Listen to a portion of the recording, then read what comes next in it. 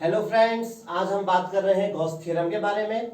Gauss theorem को समझने से पहले जो है हमें इलेक्ट्रिक फ्लक्स समझना जरूरी है और इलेक्ट्रिक फ्लक्स समझने के लिए हमारे पास एरिया वेक्टर समझना जरूरी है। तो सबसे पहले हम बात करते हैं एरिया वेक्टर। इसमें हमारे पास दो वर्ड है, एक एरिया और एक वेक्टर। तो इसका मतलब एरिया वेक्टर क्या होगा? A vector is drawn perpendicular to any surface और area is known as area vector. इन दो वर्ड से हमें पता चल रहा है कि हमें किसी एरिया पर वेक्टर ड्रॉ करना है, बट वो वेक्टर जो है उस सरफेस या एरिया पर क्या होना चाहिए? परपेंडिकुलर होना चाहिए। माना हमारे पास जो है ये कोई सरफेस हो गया जिसका एरिया माना हमारे पास हो गया ds।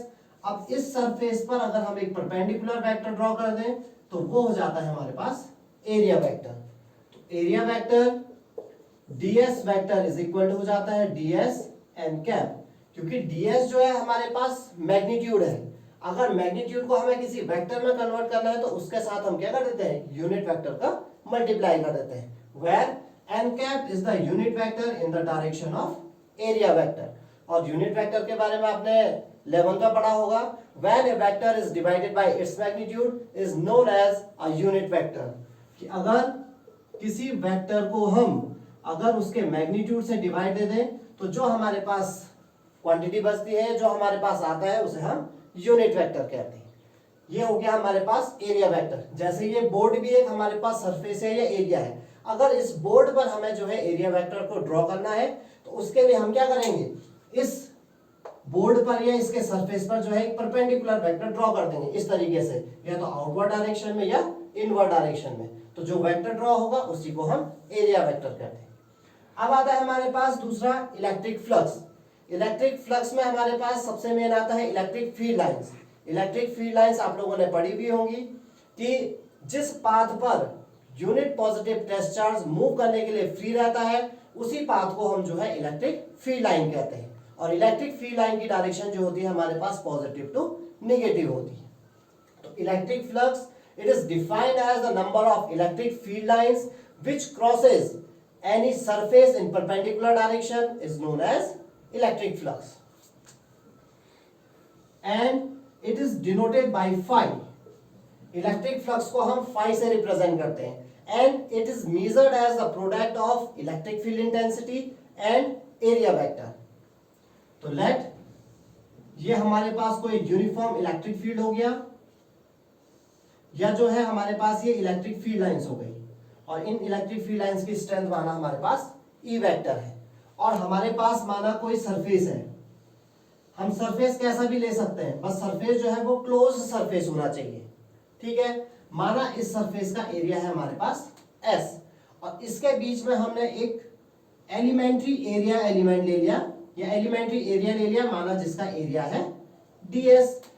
फ्लक्स निकालने के लिए हमारे पास एक कंडीशन होती है कि एरिया वेक्टर और इलेक्ट्रिक फील्ड सेम डायरेक्शन में होना चाहिए। अगर हम इस एरिया पर, इस एलिमेंट्री एरिया पर एरिया वेक्टर ड्रॉ करें तो वो हमारे पास इस डायरेक्शन में आएगा ds वेक्टर।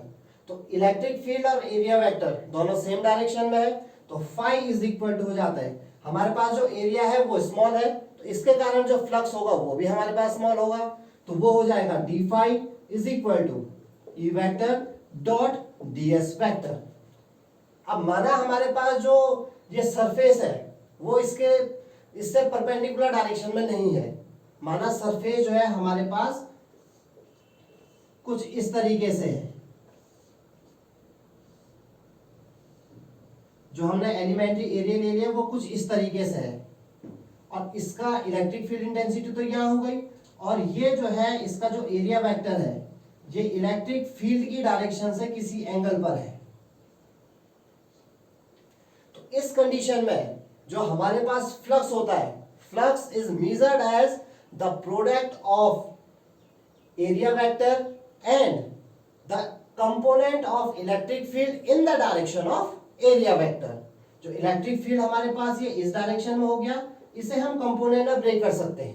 कंपोनेंट आपने 11th में पढ़े होंगे, रेक्टेंगुलर रिजोल्यूशन भी कहते हैं उसे।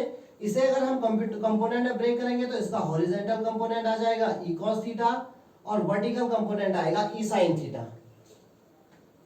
इस तरीके से हमें फ्लक्स निकालने के लिए सिर्फ वही कंपोनेंट चाहिए जो एरिया वेक्टर की डायरेक्शन में होता है। तो हमारे पास ये हो गया, तो D phi is equal to हो जाता है E cos theta multiply by D S. तो D phi is equal to हो जाता है हमारे पास E D S cos theta. यहां से भी जो है हम फ्लक्स को मेजर कर सकते हैं। तो फ्लक्स की हमारे पास डेफिनेशन हो गई थी, the number of electric field lines which crosses any surface in perpendicular direction is known as electric flux. किसी सरफेस को परपेंडिकुलर डायरेक्शन में कितनी फील्ड लाइंस क्रॉस कर रही है उसी को हम जो है इलेक्ट्रिक फ्लक्स कहते हैं। और इसी के बाद आता है हमारे पास मेन टॉपिक जो हमारा है गॉस थ्योरम। और गॉस थ्योरम का हमारे पास स्टेटमेंट है, it states that the electric flux through any closed surface enclose a charge is equal to 1 upon epsilon naught times total charge enclosed by the surface। कि माना हमारे पास एक कोई close surface है जिस पर चार्ज Q है, तो उसके लिए अगर हमें फ्लक्स निकालना है, according to Gauss theorem the flux over a close surface is 1 upon epsilon naught times total charge enclosed by the surface। और हमने यहां पर पढ़ लिया, हमारे पास जो एलिमेंट्री एरिया के लिए फ्लक्स आया था वो था डी फाइव। अगर हम पूरे सरफेस के लिए फ्लक्स निकालना चाहें तो हम निकाल सकते हैं। तो फाइव इज इक्वल टू हो जाता है integration of E D S. Integration मैंने आपको पहले भी बताया था, इंटीग्रेशन होता है हमारे पास समेशन के लिए। डीएस तो हमने उसका एक एरिया एलिमेंट ले रखा है, एलिमेंट्री पोर्शन ले रखा है। हम जो है इस सारे एलिमेंट्री पोर्शन को अगर ऐड कर दें तो हमारे पास पूरा एरिया आ जाएगा। तो phi is equal to integration of E D s भी इसको लिख सकते हैं। ठीक है, तो हम यहाँ अगर दोनों